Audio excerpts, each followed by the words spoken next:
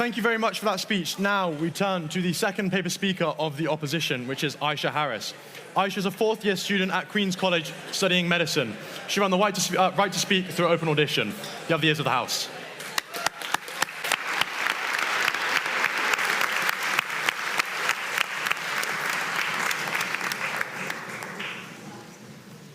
Thank you.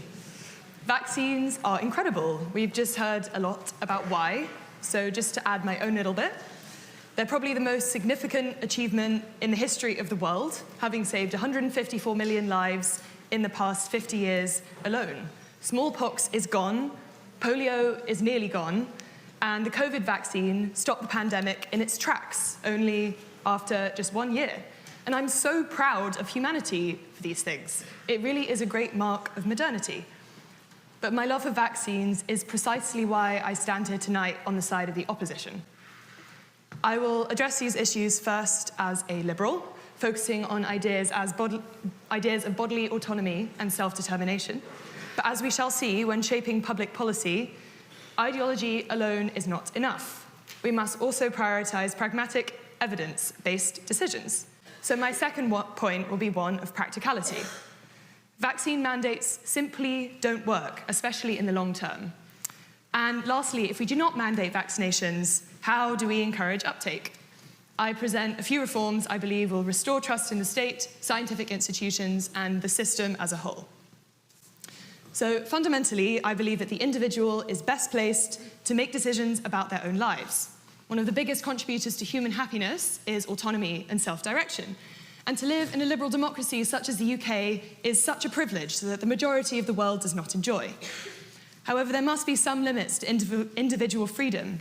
And as the great John Stuart Mill once said, "Your freedom to swing your fist ends where my nose begins." And it is the job of the state to enforce this, to protect my nose from swinging fists. So, is your decision to not get vaccinated a swing to my nose? What of your freedom to exist in society free from fear of infection? And what about the liberties of the immunocompromised? My response is this. Must it be the responsibility of each individual to sacrifice their body for the sake of others' health? A useful analogy here is blood donation, a simple, low-risk health intervention that is guaranteed to save lives, likely even more so than vaccination. It is absolutely true that we ought to give blood, and I encourage you all to check out your local blood bank tonight. But should the state mandate blood donation? No, obviously not. And perhaps even more strikingly, altruistic kidney donations. Humans can live quite comfortably with only one kidney. Donation is extremely... Yes? Are they different because they are voluntary, positive actions that you can do to benefit others, whereas vaccination, or rather not getting vaccination, could potentially harm other people, and so you should be compelled to be vaccinated? As a utilitarian, I consider the not giving blood and the harms it will do in its absence in the same way. I care about the outcome of everyone's health, and it is equivalent in that regard. Donation is extremely low risk and can save up to 10 lives per donor by triggering kidney chains. There is no doubt that these are the moral things to do, and people should be strongly encouraged to give their blood, kidneys, and indeed their arms for COVID vaccines. But the state cannot restrict the bodily autonomy of one person in the name of another. And this is the same argument I use when discussing abortion. I believe that in isolation, abortion is not a morally neutral act, but the state should not force me to use my body as an incubator to keep somebody else alive, which is what abortion bans enforce. And the same logic is true of vaccines. So instead, the state should encourage these good decisions through education campaigns, messaging about doing good for others, and perhaps even through monetary incentives. Indeed, after the Iranian healthcare system began paying donors for kidney donation, their waiting lists fell to zero. And the charity New Incentives provides cash transfers for mothers in Nigeria to get their children vaccinated, and it is GiveWell's fourth highest recommended charity.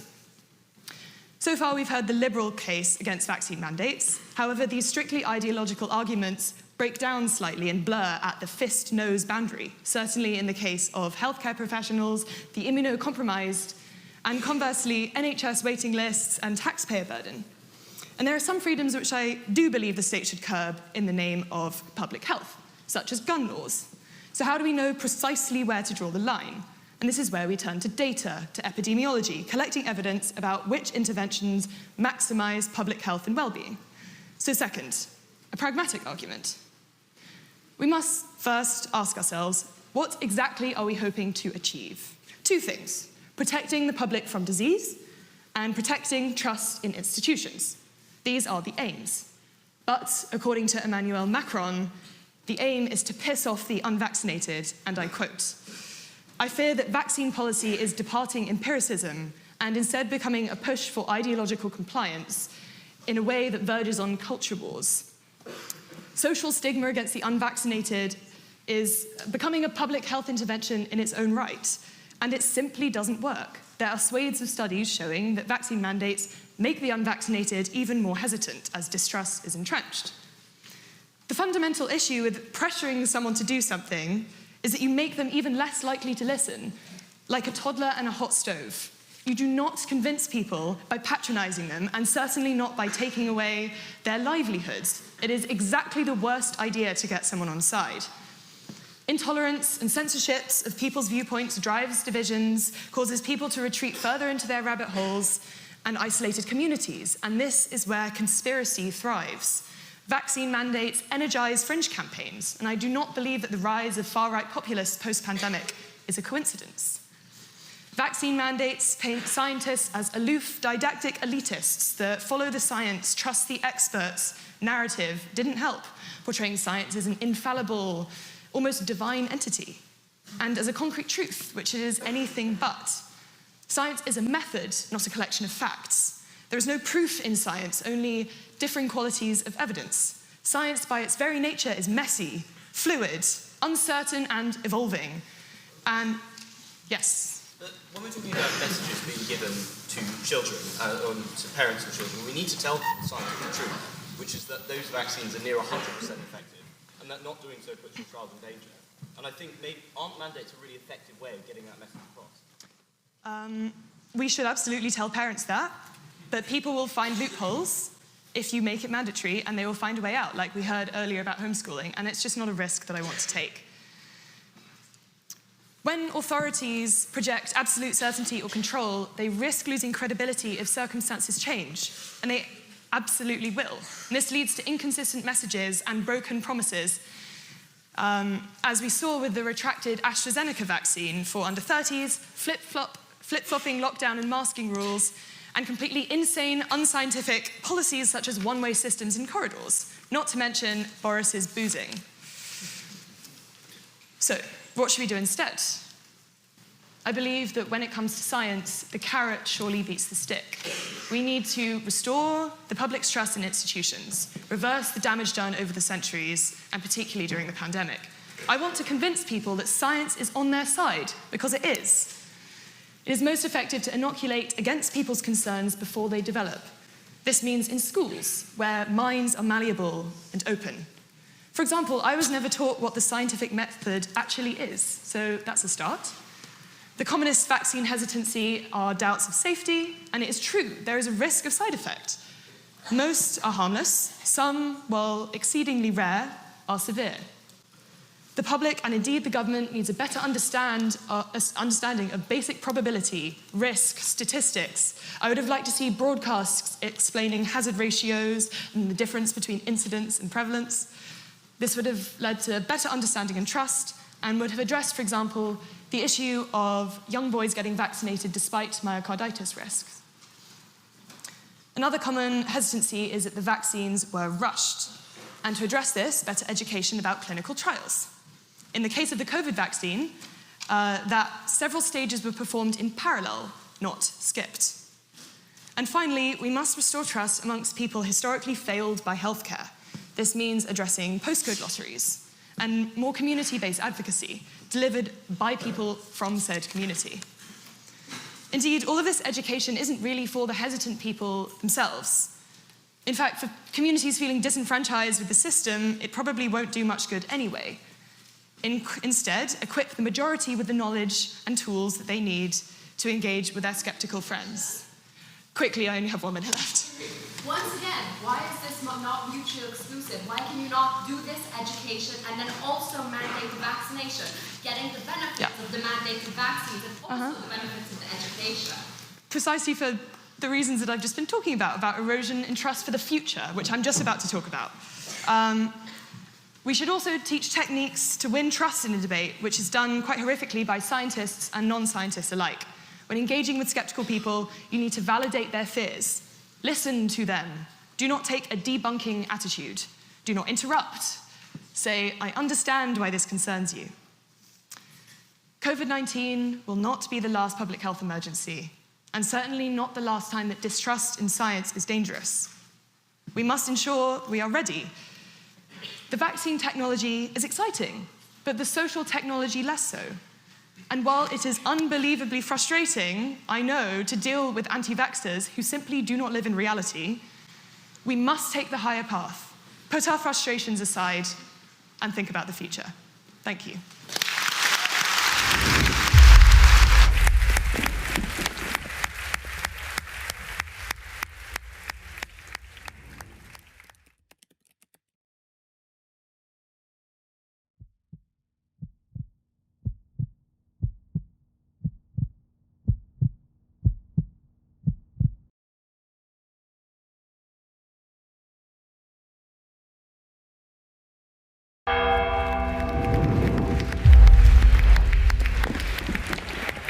Okay, thank you for that one. Okay.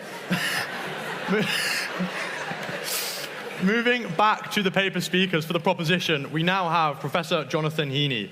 Professor Jonathan Heaney is a vaccinologist and infectious disease scholar and is a professor of comparative pathology. He is a fellow of Darwin College and was formerly co-vice master of the college as well. You have the ears of the House. Thank you, Mr. President.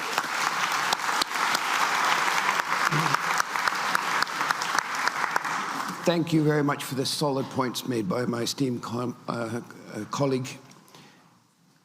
The opposition to making vaccines mandatory include those who feel free, and I'm talking about the refuseniks, not the hesitants so much, freedom, freedom of choice, freedom of movement, and freedom of travel.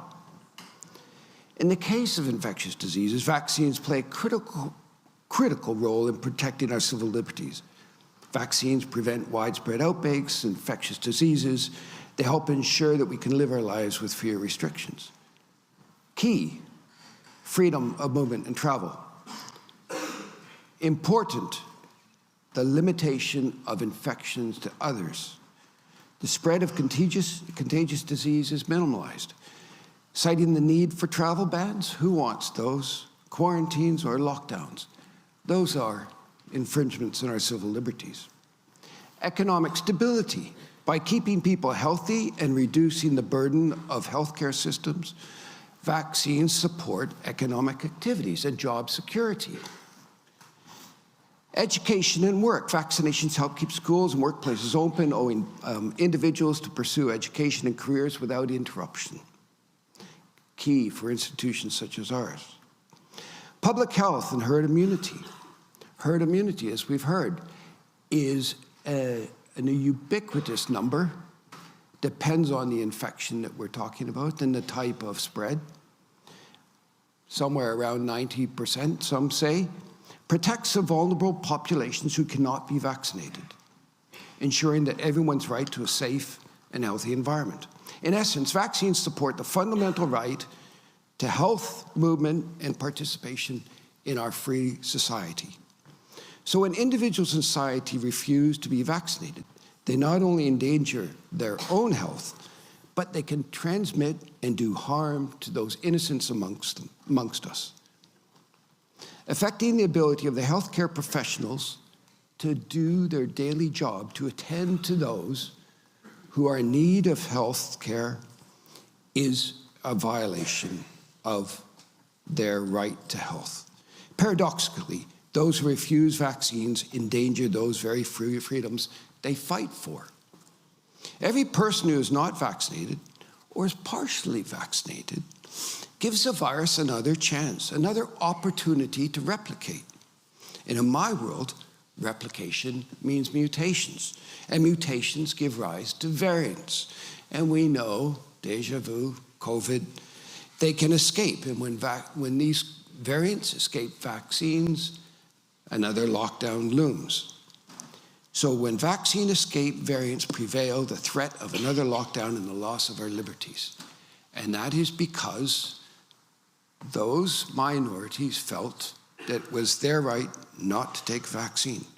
Notably, vaccine can prevent pandemics, and new pandemics are looming.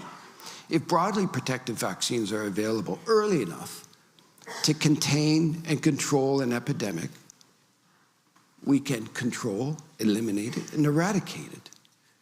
That, hopefully, is the new future. But we need public participation and access to vaccines. Everything must be done to make sure there is freedom to access and better public education. That is an essential criteria for success. Evidence that vaccines work in eliminating pandemics, as we've heard, smallpox. The disease that was eradicated in 1980. The last vaccine was given in 1972, I believe. But there are high consequence human infections like Ebola, monkeypox, that are not yet eradicated and that loom and that we need to consider for the future. And I'm talking not about the next pandemic, but possible epidemics, and epidemics that are regional and then crop up in sub-Saharan Africa and decimate communities yearly. Vaccines are our best medical intervention. We've heard that they're next to water, safe, and have saved more lives, and that's 6 lives every minute. Immunization and vaccination is the single greatest contribution to any health intervention, ensuring babies not only see their first birthdays, but continue leading healthy lives into adulthood. Vaccines are the best way to ensure our freedom from disease and our freedoms. The facts are clear. A child born today has 40% increase in survival each year of infancy and childhood, and survival benefits from infant vaccination extend beyond 50 years of age. Even if you exclude smallpox, HPV, and influenza. Furthermore, considering the added benefit to reduced morbidity and recent data that estimates over 10.2, estimating over 10.2 healthy years of life gained because of the use of vaccines.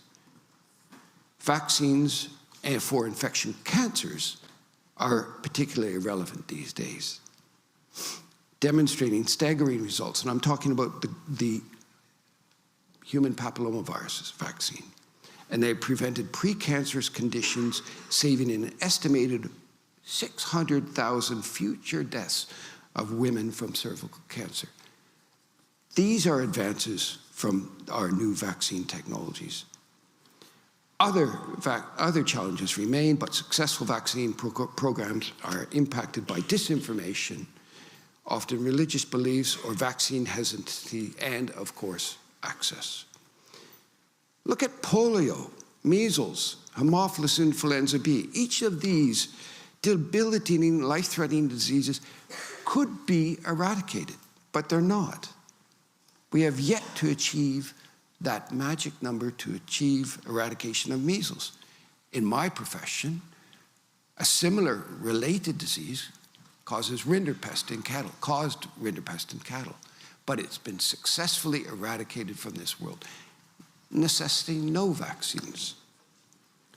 So, when false rumors or statements were made, we know about the autism claims of the MMR vaccine, measles, mumps, rubella.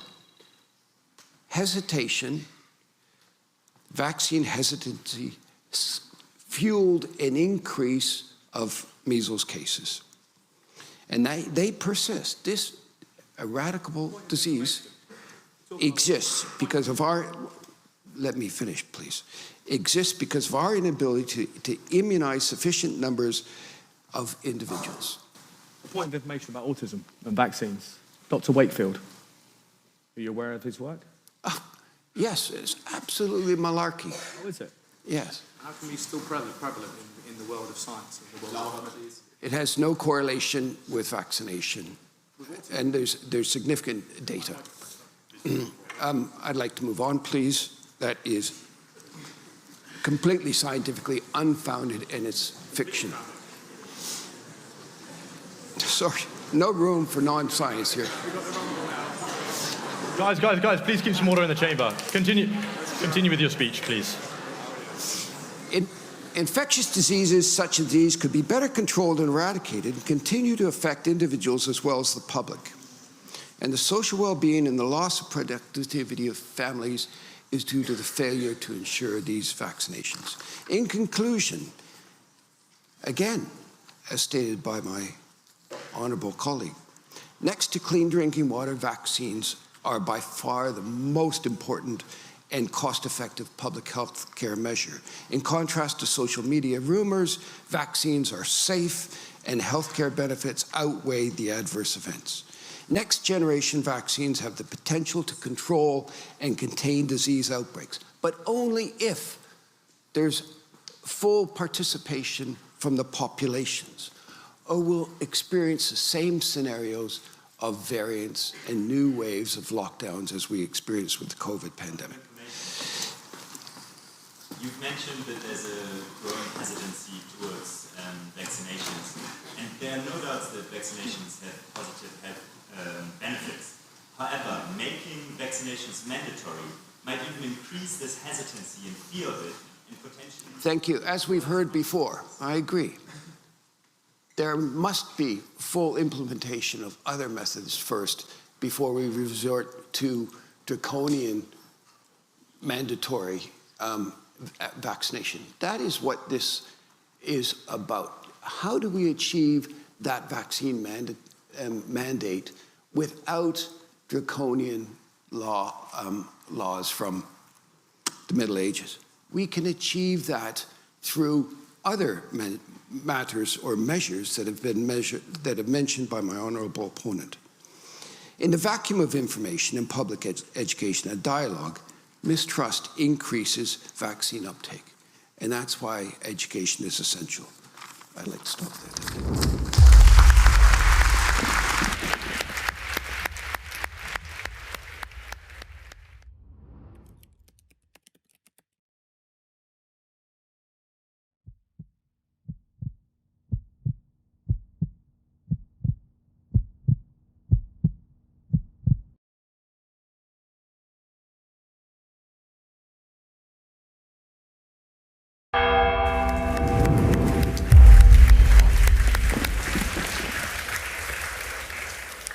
Thank you very much for that round of floor speeches. Now, to our final round of paper speakers. I now call the final speaker for the proposition, Professor Octavio Ferraz. He is a professor of law at King's College London and co-director of the Transnational Law Institute. Before joining King's, he was a senior research officer to the UN Special Rapporteur for the Right to Health. He previously practiced corporate and medical law in Brazil for over 10 years. You have the ears of the House.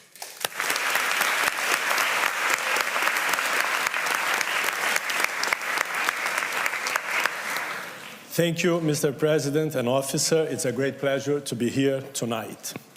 As a first point of clarification, I must say that I am not in favor of mandatory vaccinations in all cases and under any circumstances. I am not sure if anyone is. I am also not in favor of mandatory vaccination whenever its imposition might lead to some important gain to public health. My position, to be clear, is this: mandatory vaccination is not, by necessity, a violation of human rights, such as the right to liberty or autonomy. It can be justified morally and legally under certain specific circumstances. It should not be the rule, but it should be possible to do it when we need it. So this was and continues to be my view, which I thought was rather uncontroversial, to be honest, until, of course, I saw the strong opposition to COVID mandatory vaccination schemes on principle. That is, automatically, as something that automatically violates liberty. That prompted me to write a piece with my colleagues at UCL, Jeff King and Andrew Jones, published in The Lancet in 2021. So most of what I say today here is developed in more detail there and in another longer document called The Legal, Constitutional and Ethical Principles for Mandatory Vaccination Requirements for COVID COVID-19. So here is my argument. To claim that mandatory vaccination is always a violation of fundamental rights to liberty and autonomy, as some do, is to claim that these rights are absolute rights. That is, that they are rights that admit of no justified limitations whatsoever. Now, this is not, in my view, plausible. If that were the case, we would need to recognize other, even more implausible rights, such as a right to harm others, or even to kill others.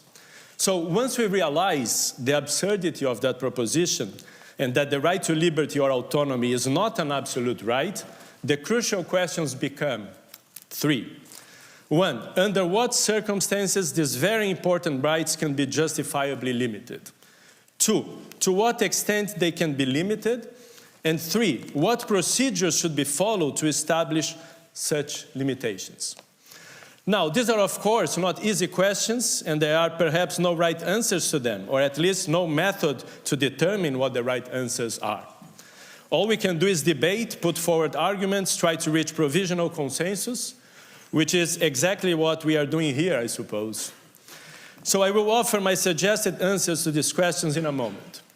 But before that, I would like to introduce an important concept which I borrowed from the American political and legal philosopher Ronald Dworkin, that some of you might know, who was my former professor at UCL, which I think is quite useful to help us think together through these questions. In his well-known book, Taking Rights Seriously, Dworkin discusses different meanings of the word right in moral discourse, and highlights one in particular, which he calls rights in the strong sense. By rights in the strong sense, he meant the following, and I quote, "In most cases, when we say that someone has a right to do something, we imply that it would be wrong to interfere with his doing it, or at least that some special grounds are needed to justify any interference." This is the important bit. Or at least that some special grounds are needed to justify any interference. The rights to liberty or autonomy are clearly rights in that strong sense, as we heard from previous speakers. That is, rights that demand the special grounds to be legitimately interfered with. I don't think many people disagree with that. We would now call this fundamental rights influenced by German constitutional law, or simply human rights, the terminology of international human rights law. It is absolutely appropriate, thus, as many have argued already, for those skeptical of vaccines to use the trump card of rights, another of Dworkin's phrases, rights as trumps, that some might know, to insist that any mandatory scheme should overcome the high threshold that rights in the strong sense, human rights, fundamental rights, impose on any interference with them. What's wrong, in my view, is to regard any interference as an automatic violation of those rights. That, I emphasize, would imply wrongly that these rights are absolute when they are not. So what are, in my view, the conditions that any mandatory vaccination scheme has to fulfill to pass the test of justification? I can offer here only a sketch. Mandatory vaccination schemes must be prescribed by law and adopted only after extensive consultation, at least 4 to 6 weeks, with opportunity for wide participation of everyone. These consultations and government's response should be published before the passage of the law to allow for debates and amendments. Most importantly, mandatory vaccination schemes must also meet the principle of proportionality. The scheme must have a legitimate aim, that is, protection of life, reduction of transmission, protection of health services. The scheme must also be necessary, in the sense that there is no other less drastic means of achieving that aim. So we agree on that. Finally, it must strike a fair balance between the importance of the goal, protection of lives, and the burden it places on the individual. We wouldn't want to impose a mandatory vaccination scheme on a vaccine that only does a minor advantage to the health of the individual. We are talking about really serious diseases that have saved millions of lives, as we have already heard. So the proportionality test is not an easy one to pass, and it should be so, given the importance of the rights that are necessarily limited through mandatory vaccination schemes. And the same would go, I would say, for blood. In the middle of a war, when we have thousands of soldiers dying in need of blood, should we not make blood donation mandatory? So one final nod towards those who hesitate about mandatory vaccination schemes, and I think they have good points. And I'll try to do that via two brief stories from the early 20th century. The first, perhaps known to some of those who are here tonight, took place in Cambridge. Not Cambridge, England, Cambridge, Massachusetts, in the US. In 1902, after a bad wave of smallpox, the Board of Health in Cambridge, Massachusetts, established a compulsory vaccination scheme. Vaccinators went door to door to vaccinate people under the threat of a $5 fine, which was quite a significant amount in those times. A certain Mr. Jacobson and his son refused the jab, not on any abstract moral point of violation of their liberty, but on justified suspicion of the real intention of the American officials who were imposing it, who had the reputation of racism, sexism, classism, and xenophobia. Mr. Jacobson was a Swedish immigrant who suffered all of those harms. The second story happened almost at the same time in the early 20th century, but all the way down in the American continent, in Rio de Janeiro, Brazil, which is incidentally where I come from. Also due to a wave of smallpox, which at that time was a big killer in the 19th and 20th century, luckily eradicated through vaccination, the Rio de Janeiro health authorities decided to impose vaccination, mandatory vaccination.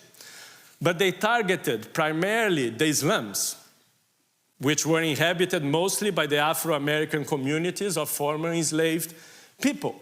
For similar reasons to Mr. Jacobson in Cambridge, and not on principles of the right to liberty, many refused the jabs. And violent encounters with the police resulted in a large rebellion known as the Vaccine Rebellion, Revolta da Vacina, with 24 deaths, tens of injured, and almost 1,000 in prison, which was the largest rebellion at that time in Brazil. So were these vaccination mandates justified on the grounds I defended above? Maybe not on participation and consultation, which at those times were really bad. Luckily, we have improved a lot on that. But I think certainly on proportionality, they were still justified. In the American story, the Supreme Court actually said so in their decision in Jacobson versus Massachusetts, 1905, cited to this date as the first precedent showing that mandatory vaccination schemes can be legitimately imposed despite interfering with liberty. But my point here is not to reinforce my case, which I think is strong enough, but rather to illustrate further precautions that, in my view, any mandatory vaccination scheme should adopt. And that gives credence to the arguments that were put by the opposition. Many people, like Jacobson, have a justified suspicion of mandatory vaccination, but not on abstract libertarian ideology, but rather bad past experiences in the encounters with the state. These are often religious, ethnic, and other minorities, migrants, foreigners, who already experience disadvantage and discrimination. So it's important to devise mandatory schemes in a way that reassure these individuals about the legitimate aims of the scheme and do not discriminate them further. I hope that most would agree with that. So to finish, mandatory vaccination, yes, sometimes, not all of the times, and with a lot of safeguards and precautions to make it legitimate and not reinforce vaccination hesitancy. Thank you.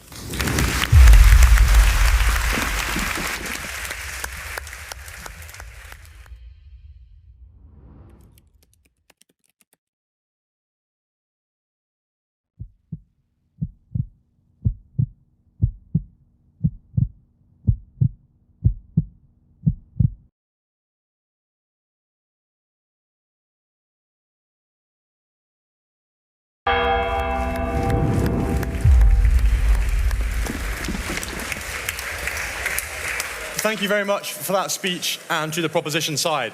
Now, on to the final speaker for the evening and the final speaker for the opposition. We have Earl Jesse. Earl Jesse is a deputy leader of the Freedom Alliance political party, which developed in 2020 in opposition to the government's COVID-19 response. He has campaigned extensively against lockdown restrictions and vaccine mandates and works as a self-defence instructor. He stood as a parliamentary candidate in the 2024 general election for Newbury. You have the ears of the House.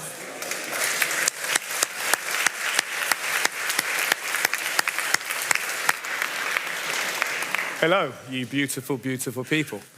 I would ask you a question. I want a favour, really. I want you to be brave and to be honest. Can everyone raise their hands who's had the COVID vaccination? The reason I'm asking you brave, raise your hands if you haven't. Wow, amazing. Who? Was one up there? How you doing, brother? So, I don't expect many things that I say to land on, I suppose, ears that are willing to listen, if that makes any sense at all to you. But I'm just going to take the motion apart. So it talks about mandatory and talks about vaccinations. I'm just going to go to the Black's Law Dictionary, which is the base of law. I'm going to look at the word mandate. The word mandate, actually there's a point that's been raised quite a lot about why people are so-called anti-vaxxers or people are resistant towards vaccines. And maybe I'm just talking to you at the moment. I think we know why, but it's not about what the things you're talking about. None of you have actually touched on the point at all. Not at all. Which is quite interesting to see, since you guys are quite highly intellectual and academic in the structure in the society as well. Which is interesting to me anyway, as an experiential journey right now as I'm sort of gliding through this situation. So back to the word mandate. Mandate works on 2 points if you look at Black's Law Dictionary. We're in 2024, so this is the 12th edition right now. I have access to the 11th edition.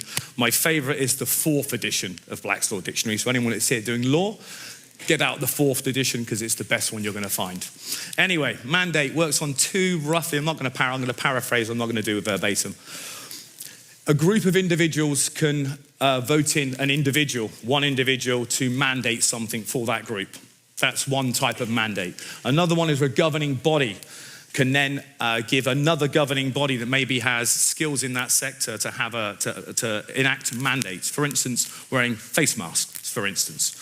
So, understanding the way that works, has anyone here ever had a letter from the courts? Put your hands up. Did it read in the letter, you have been summoned and you must attend? It did, fantastic. So, there's a thing called, when you look at a word, it's synonymous. So the word you are summoned actually means invitation in legalese. And the word must actually means may in legalese. Legalese is like Russian to English. It's not the same language as you think it is, okay? So, when someone mandates an order, it is a request, it's an invitation. It's a belief that a mandate has the same strength as a law. It doesn't. Inside legalese and the legal system, maybe, but inside the law system, it does not. And these are some of the reasons I'm building here for you to understand why people are not vaccine hesitant. They understand their human rights, their bodily autonomy, their sovereignty as an individual. Yes? For the children who've been dying of measles outbreaks because of work that... Dying where? Samoa, for example. Okay. 89 children died. How Okay. are they enjoying their bodily autonomy? I don't know.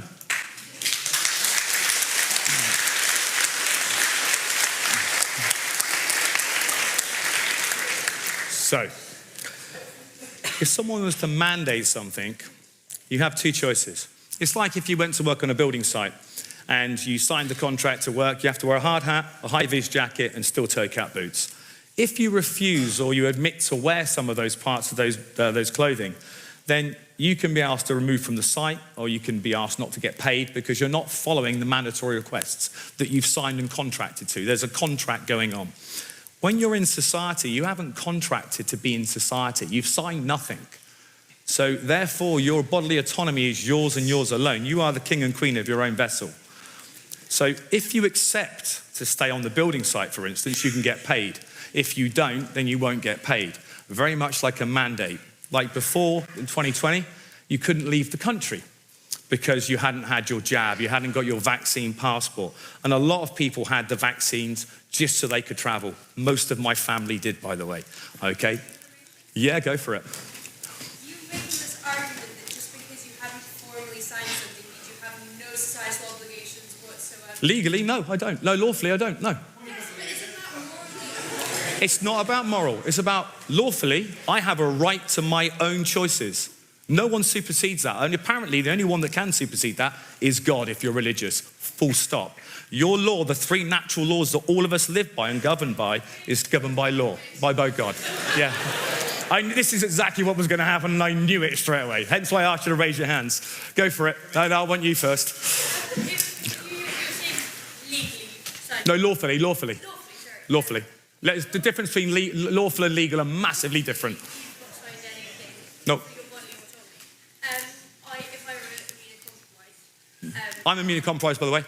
Yeah, apparently I've got an autoimmune disease. Consensus of the rest of society to make a decision about my body to spread a disease that it's used to prevent for. Yeah. So protection. And so at which point, whose body autonomy is more important? Well, you're control of your own body autonomy. If you don't wish to be, If you're immunocompromised, you're not. then you can remove yourself from society. As in, Back and forth to a minimum. You can continue with your speech. shall I carry on? You can continue. You can choose to accept or deny a point of information. So, I knew it wouldn't be favourable in my... Anyway, so, moving forwards about the mandate. So, the legislation of mandate. If you go to the Public Health Act 1984, very interesting year, very interesting book as well. The UK Public General Act of 1984, C22, Part 2A, Power to Make Regulations, Section 45E. If you're looking for that and if it's being live streamed, at least you guys can slow it down. There are 2 points. Regulations under Section 45B or 45C may not include provisions requiring a person to undergo medical treatment. Section 2, medical treatment. Medical treatment includes vaccinations and other prophylactic treatments. So therefore, already you're understanding why people have not taken the vaccine. They've educated themselves on what they need to educate themselves. I'm getting to the point, I'm just building it slowly, by the way. So at the moment, you guys are still listening, but I haven't got to the point, I haven't built the structure. I'm giving you the foundation of many things. So, moving through. So I've talked about the court letter you had, summons to invitation, must to may. So sometimes words can have duplications, they can mean different things. Is that so? Oh, crikey, because I had so many questions, didn't I? Right, I better go fast forward. So, the word vaccine. The word vaccine meant something. It's now been defined as 3 different things. Up to 2015, it had one definition. Between 2015 and 2021, the definition changed again. And then from 2021 in September, it changed again. Hang on, I'm going to carry on because I've only got 3 minutes left. The point I'm talking about is 2015 to 2021. It went from analog vaccines to digital vaccines. 10, 15 years in the making, all of a sudden, sequence, bang, straight in your arm. That's what happened. You guys literally took part in the largest human guinea pig experiment ever.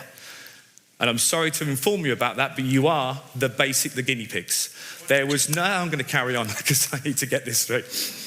The reason they allowed that to happen is because they put the countries in a state of high alert. The governments can then allow in experimental vaccines. That's the only time they can allow them in. No, carrying on. So, let's pin that for 1 second. Let's go to Dr. Paul Thomas. Was asked by the CDC why his family planning project was against the CDC's vaccine rollout program in America. Now, he went off and paid all these people to do his own family planning clinic vaccine trials, and then he had 2,700 people that were vaccinated, 560 people that were unvaccinated in his clinic, from birth all the way up to where they were living then. Now I'm going to carry on. The vax people, I'm just going to brush through this. Chronic conditions. The vax people were 60% higher in chronic conditions. 5.7% of people unvaxxed. No. Arthritis. 16.6 people that were vaxxed 0% of unvaxxed people got arthritis. Now you're getting to the point that I'm getting to now. 48% of people had heart disorders. 0 of the people that were unvaxxed had heart disorders. This was at his clinic. By the way, just so the camera knows, this was at doctorsandscience.com. You can see... I didn't make it. Right, anyway, I'll get to my point.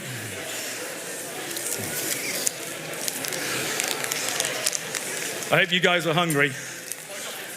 No, I've got to do my last gimmick. I haven't got a lot of time. Right.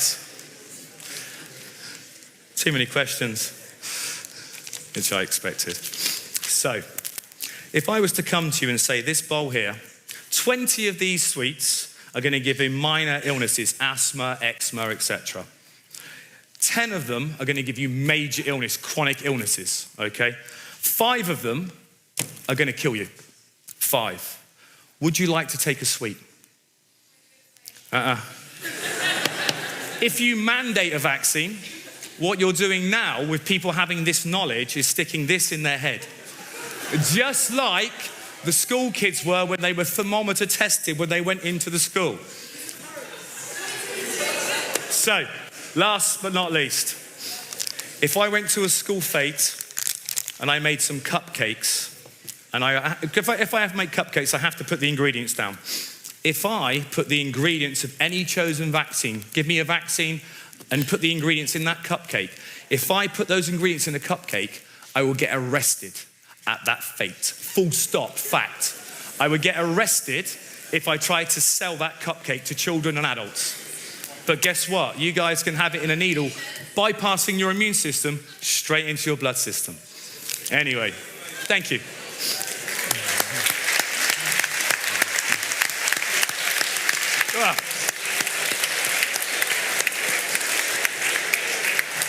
Okay, thank you very much. Thank you very much for the speeches this evening. Before we vote, there's just a few notices. So, before we vote, I would like to remind everybody, as I said at the start, this is the last day of open membership and the last day of discounted membership.